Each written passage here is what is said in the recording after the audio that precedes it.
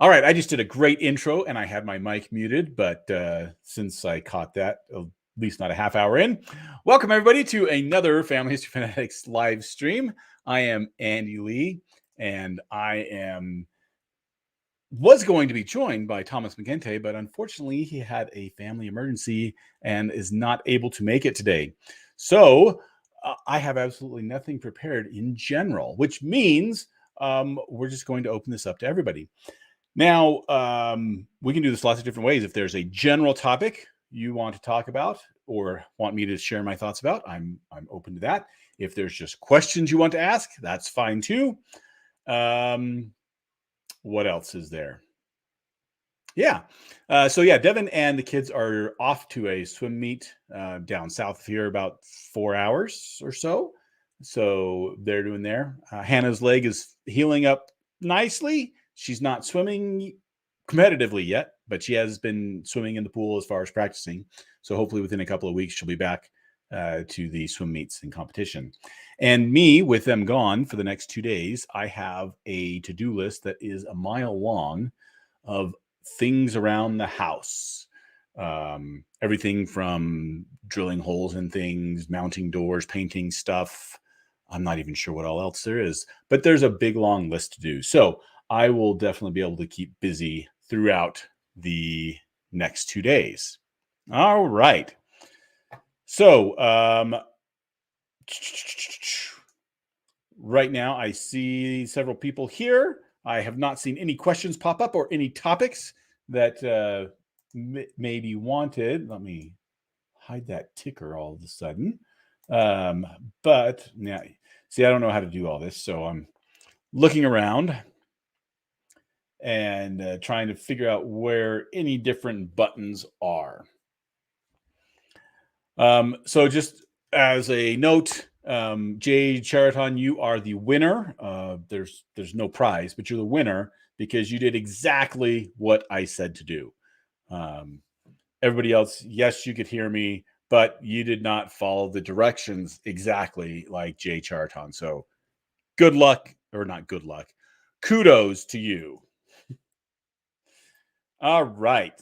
So again, for those of you just joining, our guest today was not able to make it due to a family emergency. So this is a completely open episode. I don't have anything planned because everything that I had planned was for that guest specifically.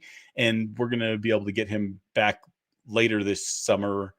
And so I don't want to go over that stuff right now. So if there are topics in genealogy that you would like me to talk about today, if there is questions in general that you want answered, then you can put those in the chat and we will make an episode out of that. And if there's none, then I'm just going to have to keep on repeating that over and over, which would be really boring. I will say this. So I have been helping this gentleman with some cassette tapes. Now, he had these cassette tapes from not just his dad, but his grandparents as well. And he's already in his 70s as is. So what was really interesting is when he had a tape recorder. I don't have a tape recorder anymore, but I have all the sound equipment to be able to pull it from the tape recorder onto the computer and then do some audio magic to help clean up the sound of it. So I was actually shocked at how well his tapes transferred over because some of these tapes were made in the early 70s. They're 50 years old. And we were able to get a good, clean copy on it. Now, I will say this, and probably anybody out there who has old recordings of your family, one of the great things about not just digital photography, but also digital recordings is, hey, you can go through and do a little 5-second recording to figure out whether you got the sound right, whether you got the microphone in the right place, everything like that. Whereas back in the 80s and 70s, we just didn't have that. I mean, you put the cassette in the tape recorder and you press record. You probably didn't even have an external mic. You were using whatever mic was part of that tape recorder. And so a lot of those recordings ended up not being very good. Now, in this case, there was a lot of times where the people that were speaking were really, really quiet. Now, part of this may have been the person being quiet, but also it might have been that this tape recorder was far enough away from them. Nowadays, if you are making recordings of your family, then this is something to keep in mind, is be sure that, one, you do a little test recording and listen to it first to make sure that you have microphone in the right spot, that you're hearing them at their normal talking voice, not at their I'm shouting voice or anything like that, just at the normal talking voice. Make sure that it's good. But also the other thing I would say is, if you have old recordings that are on cassette tape, you need to get those transferred to your computer. And this can be done if you have audio equipment, or if you have, that kind of knowledge, you can do it yourself. If you don't, you can always have a company do that. But the cassette tapes, this, what do they call it? Magnetic tape.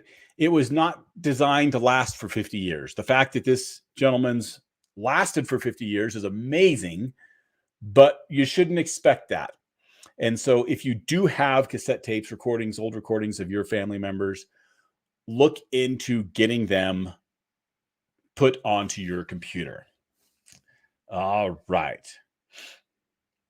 Yeah, Stacy says, I remember those tape recorders. We used them in school. Yeah, they're, like a square about this big, this thick, and they had the tape go up, and there was the speaker right here next to it, and then, had little buttons, and there's this little tiny microphone usually in the corner there.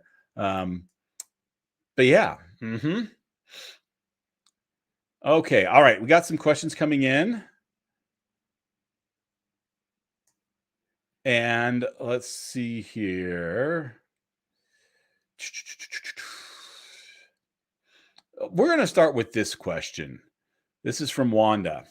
Do you know if AI can pull information from behind a society paywall if it's the only document? Do I know? I don't know for sure. My guess is no. Because the whole idea behind a paywall is that it is a gate that you have to go through, and in order to go through it, you have to have got a valid username and password. That is not only the case for me typing on the computer, but that's also the case for any bots on the computer or programs on the computer. And think of AI as a program. It is going and pulling all this information, or it has pulled all this information to be able to spit out stuff, but it can only pull information that it has access to. And so I would guess the answer is no, because that paywall is stopping it. That's a good question. There may be ways around that through AI. I don't know. I don't know. Okay. Stacy's question. How do you think companies should future-proof their DNA databases? Now testers are dying off. 4 of my 7 kits are for deceased people or are no longer online. Oh, this is an excellent question, because it is something that I think, I'm not going to say that companies weren't thinking of this, because some companies were, but just from the practicality standpoint, it's not, no company really has a good, robust system. I'll just say that. And Stacey, I deal with this too, because actually my 2 grandparents that I've tested, they've both passed away. So I guess I would not worry so much about companies future-proofing first. I would worry about yourself and your family future-proofing first. And by that, what I mean is, 1, you got to know who in your family is interested in genealogy. Now, it may not be your immediate family. That might be cousins. That might be nieces, nephews, might be grandchildren, anything like that. And you have to be sharing with them and get started in that sharing with them. And when it comes to DNA, you have to be able to share the DNA with them. Now, this can be done in a couple of different ways. One is you can share the actual raw file. You can download those raw files and have that copy for them. But that raw file is only as good as companies being able to upload that raw file, which right now there are a few that can. Two, the other thing is your usernames and passwords. Now, this is where it gets kind of tricky, I guess you could say, from a terms and conditions standpoint on different websites. And it's when I say that companies weren't thinking of this, it's because this wasn't something that really could be thought of until really in the last 10 years or so. So think of it this way. Prior to about 2000, the year 2000, all of your important documents were paper copies. And you shoved a paper copy in your safe. Obviously, the government or the company that created that paper copy document, they had a copy of that document. So if you lost your birth certificate, you could go back to the county and get a new birth certificate. And so there was always that, and it was this tangible thing that use birth certificates, for instance. The only person that needed the official birth certificate is that person or their parents in the case of minors. After that person died, there was no need to issue an official birth certificate anymore for that person because they're dead. Now, that sort of means that, hey, anybody can sort of have a copy of this birth certificate and it doesn't really matter. Some jurisdictions have gone with that method where you can go and request birth certificates of anybody that has passed away or after a certain time, whereas others have kept them tied up. But there was this very tangible and distinct line of who needed what. Okay. Now, come 2000, and we've had personal computers now for about 20 years, 25 years at that point. The internet has been around for about 5 years, and you're starting to get things being stored online. Now, why do I choose 2000? I chose that because Family Search and Ancestry started online as far as their database stuff just a year or two before that. So from a genealogy standpoint, 2000 is a good starting point as far as when a lot of this data that previously we had kept in paper and books, maybe even on our personal computer, we kept it all there where it was actually easily accessible to our heirs. In other words, I die, my kids can go in, log onto the computer, and be able to have that genealogy data. Well, now as we're moving stuff online, we just talked about paywalls before. You essentially have this paywall, this gate that is password protected of your username and password. Now, probably initially, there was terms and conditions on most of these websites was probably pretty small, pretty short. And it really wasn't too concerned with people sharing. In other words, me sharing my passwords with my wife, my kids, anything like that. Well, as you have these subscription models and you have more and more actual value, dollar values being tied to these accounts, all of a sudden you have your username and password being tied to you. And initially it was by the terms and conditions. In other words, it says that, hey, you can use it. You can't be sharing your password and username with other people. In other words, they don't want one person to have this subscription to Ancestry and then sharing that with 50 other people that are also doing all that stuff on Ancestry, rather than having 50 people sign up for Ancestry, or even a portion of them. So that was the initial thing, is this was being controlled by terms and conditions.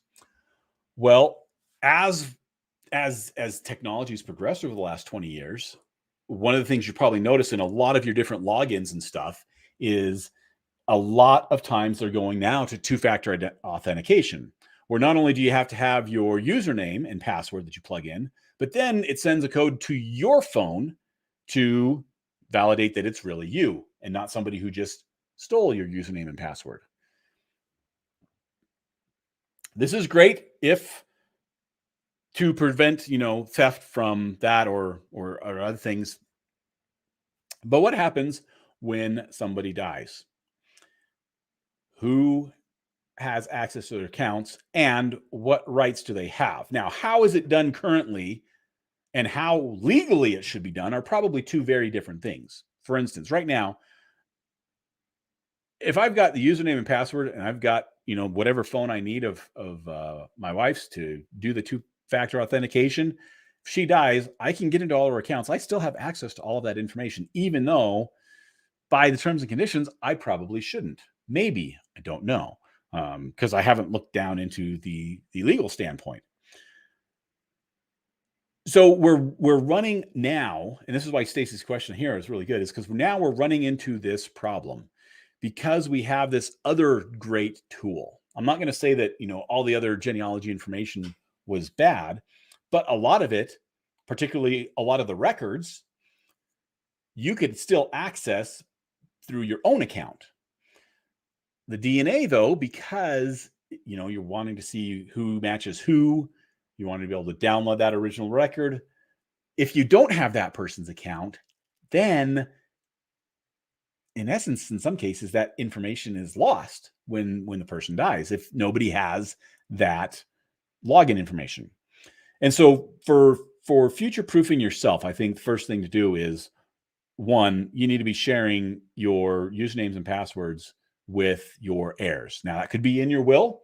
That could just simply be, hey, Joe, here's my username and password for Ancestry because I know you like genealogy. If I die, you have that. And then again, also along with that then is sharing or finding out who in your family is interested so that you know who to share with, because giving this username and password to somebody who's really not interested, they're not going to pass it on necessarily to somebody else. And so it's partly cultivating those relationships within your family to find out who it is, as well as sharing that information. So then I guess we come to what companies can do now from a death standpoint. I know with Family Tree DNA, they actually, when you sign up, one of the things that you can do is actually list who is your beneficiary. Okay. Now, probably from a legal standpoint, that might be needed if there is a case that ever comes up. I've never heard of one yet, but again, this technology is very recent, so it's not like that has come up through the court systems in any significant amount. How well that is, I don't know, because really all you're doing there is you're just putting down the person's name and I think an email address, which if you think about how many email addresses you've had, it might not be the best contact method. For instance, my current Gmail address, I know I've had for, I want to say 15 years or so. I still have a Yahoo email address that I probably had for 23 years or so. But there are at least a dozen or so email addresses I used, particularly back in the 90s and early 2000s, that I don't have anymore at all. And so if I signed up for anything with those, that's completely lost. And so Family Tree DNA's method, while it's laudable, I don't think it's very good. And in this case, I'm not sure what the right answer is, because I think you're trying to balance a couple of things. One, you're balancing not sharing information, particularly monetizable information like an Ancestry subscription, with others via terms of service or whatever. But two, at the same time, you want to be able to have access to that. Now, I think right now, most companies, MyHeritage, 23andMe, Family Tree DNA, Ancestry, don't care if you're using your dead ancestors' login information. I think they don't care. Partly because I think they recognize that, hey, this genealogy thing is important for families, but also because I don't think there's a real good solution. For instance, let's just take a hypothetical. Let's say that you've tested your grandma and she dies, and now you want to get information. You want to get that information. So you go to the company, and the company, needs you to prove who the heir is, who basically inherits that information. Well, technically those heirs could be all the kids, it could be all the grandkids, it could be multiple people. Well, if of those multiple people, half of them want that information and the other half want that information destroyed, the DNA destroyed, and the account destroyed, who gets that? I don't know. I think that's something that eventually courts are going to have to decide if a case like that ever comes up, which is why I say right now, I don't think the companies care whether you use it or not. There's terms and conditions in there that say that you're not supposed to be sharing, and it probably covers that. But I think as long as you're using it in that way, they don't care. They're not going to come after you. They're not going to close your account. Now, that doesn't mean that that's the be all end all. We'll see what happens. But so that's, I guess, the first part. Now, the second part here, I want to talk about, and this is why, Stacy, great question, because there's lots of things entailed in this question here. What about the databases themselves? I would surmise right now, just taking a look at different things, in the last 20 years since we've had commercial DNA testing, there have been several databases that people have participated in, contributed to, that are no longer in existence, no longer available. The Sorensen, I think it's the Sorensen, I can't remember what it was, but it was one of the first ones. I don't believe that one is available. I think Ancestry bought it up, but they own it, but you can't access it, I think. Don't quote me on that, but I think that's the case. Another one I can think of is the National Geographic Human Genome Project. I think it is. That had a couple of phases, was going, real well. And then it sort of tapered off as 23andMe and Ancestry and MyHeritage, the others were offering these commercial genetic genealogy that offered far more information than you're ever going to get from the National Geographic that. And so that database, I believe, has actually ended. And you can correct me if I'm wrong. And then any of these smaller DNA companies that have tested for whatever, reasons and have gone out of business or closed down. In fact, no, I know one, Oxford, I think Oxford Ancestry or something like that. That one, I believe, has also closed down as well. And so just in 20 years, we've had several of these databases that have had a significant part in the commercial genetic genealogy world that have closed down. I got a sliver on my finger. Ow. And so I think one of the things to take away from this is recognizing that the current databases that we have in 20 years are probably going to be obsolete. And by that, I mean, we have changed, first off, each company has changed the SNPs that they're testing over time. And so some of the newer tests are not as comparable to the older tests as they are to each other, simply because the SNP overlap is that. And I've talked about that on this channel. But the other thing is, as I guess you could say, full genome sequencing becomes more affordable, and as computing power increases, then it is going to need a new database to be able to store and process and match with that information. Now, some of the databases that we have currently, they may be archived, let's say in 10 years, and we'll still be able to search them or something. There may be able to be a conversion over to it, but it's going to be different. And so from a company standpoint, as far as future-proofing your DNA database, the key for them is really to stay abreast of what technology is doing, in particular computing and storage, because that's what your databases are running on. The storage just in all of the different data files, but then computing as far as comparisons. It actually takes quite a bit of computing power to do all those comparisons. So how's that, Stacy? How's that for a good answer for that? I know it's not the complete answer, but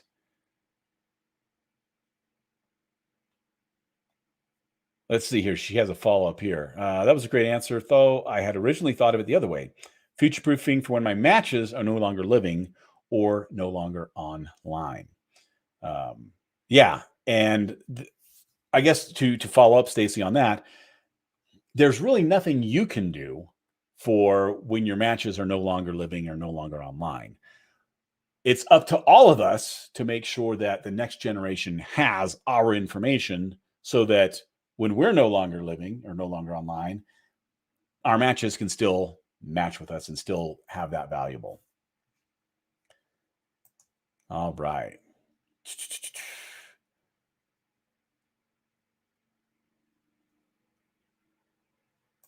Okay, next thoughts here.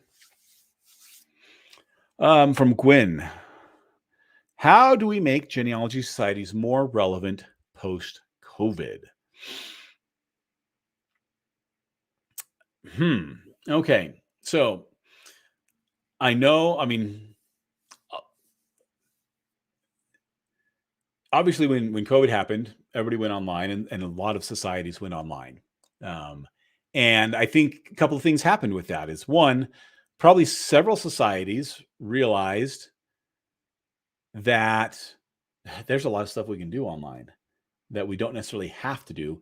And it actually forced societies to get more up to speed with technology. And I saw that over time, in different presentations I made at societies online at the time, as well as others that I was involved with.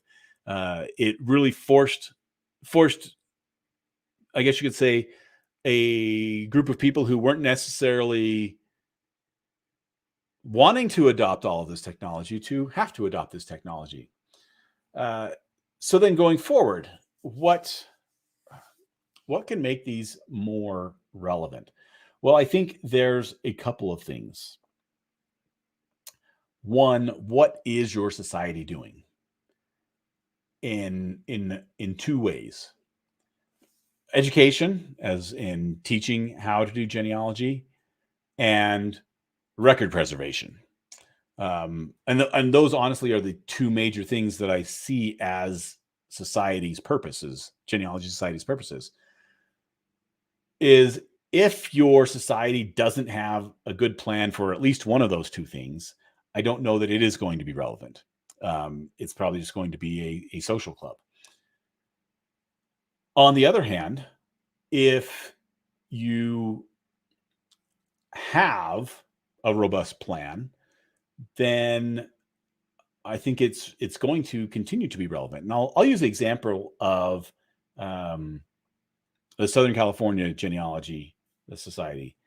They have the Jamboree every year that Devin and I have gone to. I think they've just had it online the last 2-3 years. I'm not sure if they were doing it live this year or next year. We'll see. Hopefully next year they're going to be doing it live because we'd love to go back.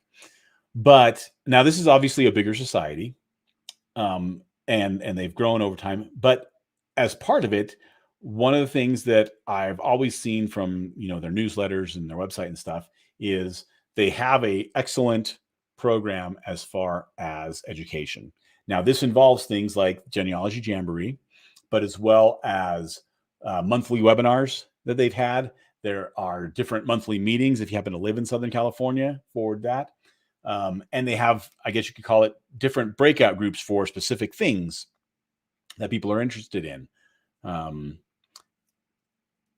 and each of those also has their own training sessions, meetings, and that as far as teaching people. So there's that part, but then they also do a lot as far as records preservation. And several societies that have their own library do this, as well as some that don't even have a library. They might have some little niche that they do as far as preserving records.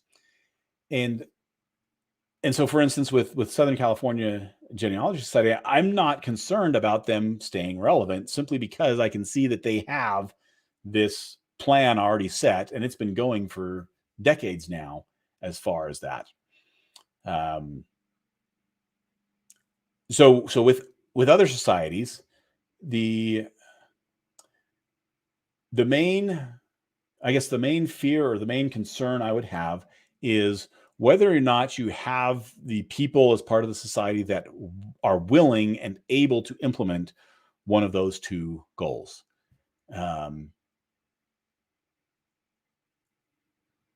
And if you do, then I think that there's not a concern as long as you have that. If you don't, then it's a matter of either changing, okay, what records preservation are people interested in, or finding new members. Or I think one of the things that I've seen over time also is there's been some consolidation as far as different genealogy societies. And this has happened in part due to the internet allowing us to be more connected. And I think with COVID, it's obviously allowed us to be way more connected. In fact, there was a society that Devin and I were involved with that one of the members that was looking, part of the officer exploratory committee, if you want to call it, looking for people to run for office. They called us up and asked us if we wanted to be officers because they're doing everything online now. And so instead of, having necessarily a meeting place, they've actually gone to online. So the fact that you don't live there and you're never going to be able to attend a meeting in person, that's really no problem to being involved in many of these societies. So Gwen, I hope that helps answer that question a little bit. But I think that was a good question, because how are societies going to continue on? Well, they are. They've been going on forever, and I think it's just going to be changing as you have different people coming in.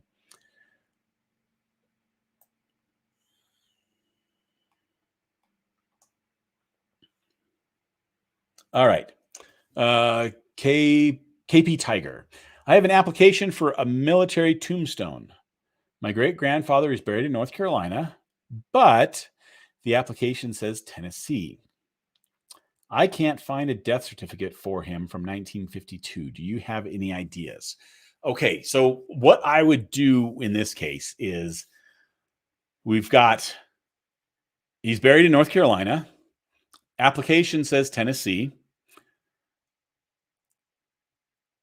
The first thing that comes to my mind is this right on the border between North Carolina and Tennessee? Are we talking about adjacent counties or something? But the other thing I would do is I would take a look at, okay, from a death certificate standpoint, where did he live? Start mapping out, okay, everything. If this was a killed in action, which you don't indicate that it was, then this might not be, he might not have a death certificate, except if I'm not sure if the U.S. military issues death certificates if he was killed in action, that type of thing. So yeah, I guess that's what I would do is I would first map out, okay, where all did he live, and start looking in all of those places. But then also be looking at adjacent. For instance, he may have died while he was, visiting. I'll give you an example. This wasn't adjacent, but Devin's dad lived in Houston most of his life. He was born in Columbus, Ohio, and then moved to Houston as an adult and lived there for the rest of his life. His death certificate, though, is from Las Vegas because he happened to die while he was on vacation. And so if you were looking for a death certificate in Houston, you're not going to find it. You'll find where he's buried there in Houston. And if you looked on the gravestone, it would tell you that, yes, he died in Las Vegas, but he, but as far as a death certificate, it's not going to be there in Houston. Now, eventually, when the funeral home records, if they're ever available, my guess is that Las Vegas death certificate will be, a copy of it will be part of those funeral home records. That's my guess. But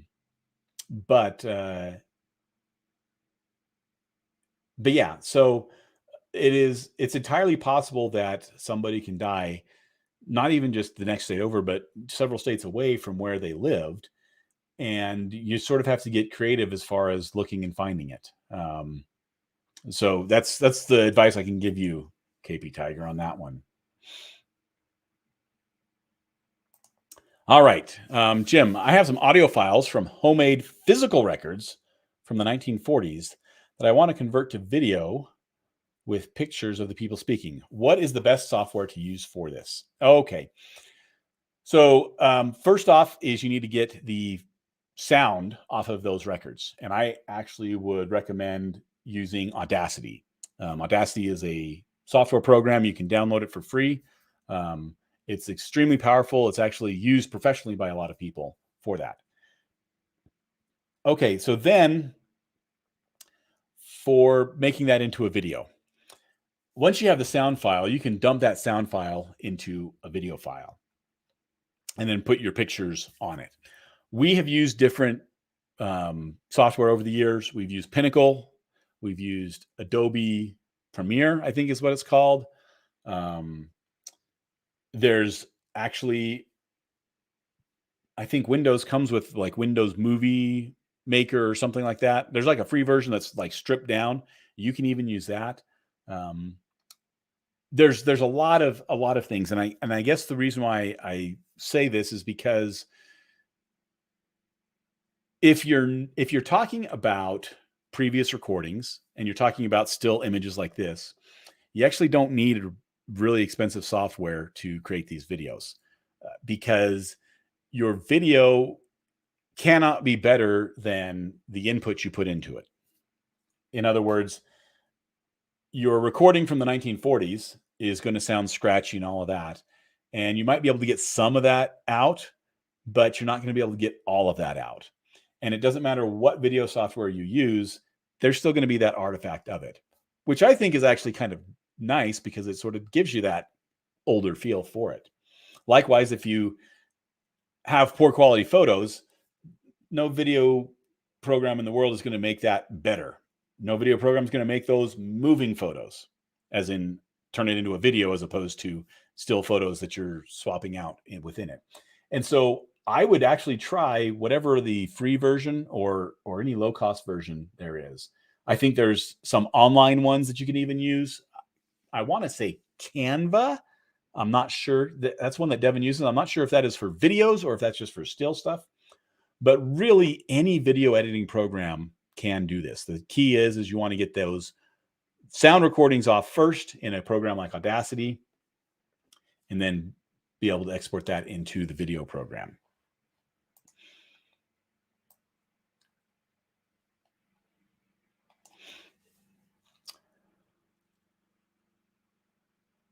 All right.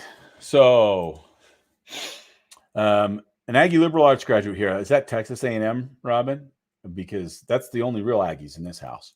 Understanding DNA hurts my head. What's the best place to start in baby steps? Maybe genetic genealogy playlist.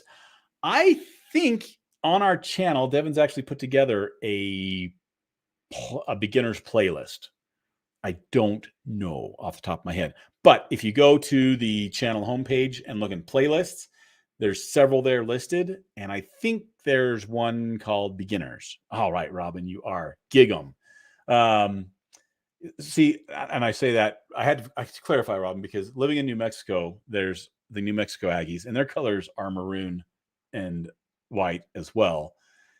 And I always tell them that no, those aren't real Aggies. And there's several other Aggies across the country, and some of them have the same colors as us, but they're all false.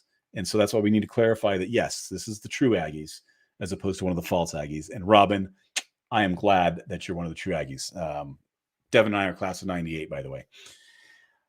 So I think going back and looking at our playlist, I believe that Devin has put together a beginner one. Now we haven't set out videos in exactly like a course beginner type of steps, but there's lots of videos that cover some of the basics of that, as far as, hey, when you first get your results, what are you going to do, and other things like that. Or I know one that comes to mind is the first 4 tools to use on GEDmatch. If you're just getting started on GEDmatch, what are the tools that you should be using there? So take a look at that. If that's not sufficient, email us, and Devin can probably put together another playlist that has it better.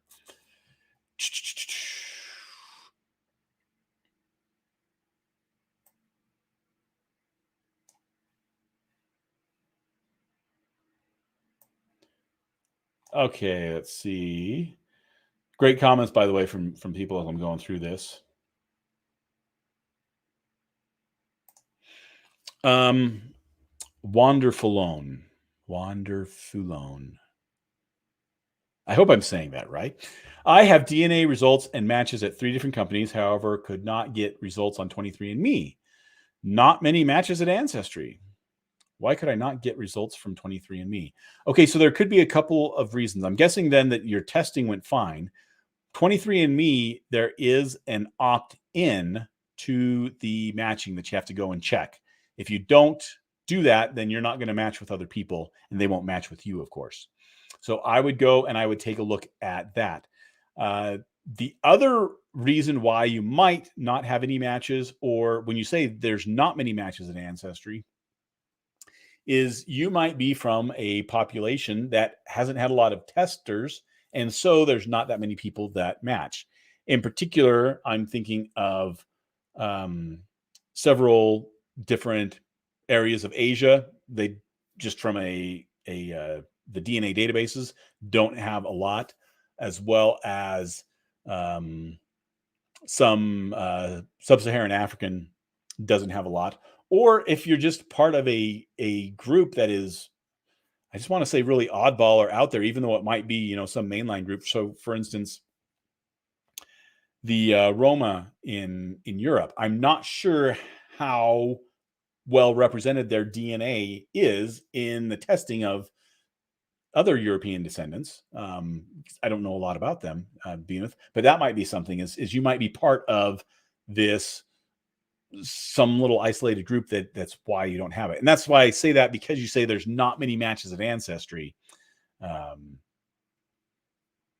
but you're not seeing any results of 23andMe. So I just make sure that with 23andMe, you have that opt-in for matching with others checked, so that you know that that's not the reason it is.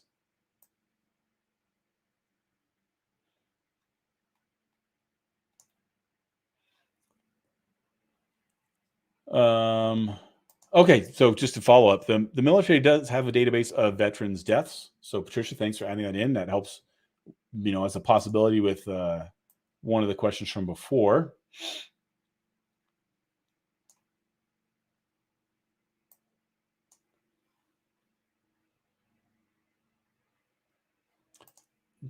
So Gwen has a thing here. This is just actually what I was talking about.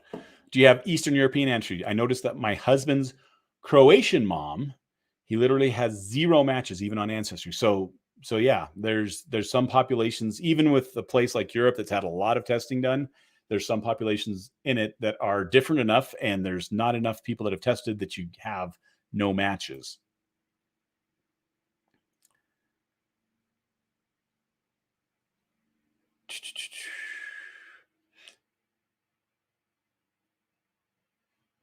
And just to follow up, 23andMe says no results. Okay.